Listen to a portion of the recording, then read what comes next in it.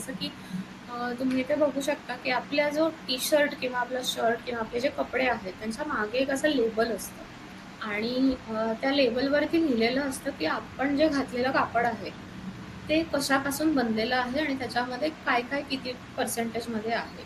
So इथे तुम्ही बघू शकता की 31% कॉटन, म्हणजे हा जो कापड आहे ह्याच्यामध्ये फक्त 31% कॉटन आहे.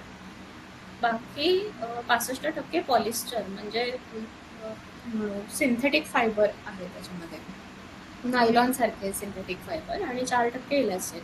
सो हे कपडे जेव्हा धुतले जातात तेव्हा वॉशिंग मशीन मार्फत किंवा आपण जसे कपडे एकदम रगडून रगडून धुतो, आपटून आपटून धुतो, त्या सगळ्यामध्ये जे काही आहे ते हे सगळे एक एक धागे ह्याच्यातनं निघत जातात.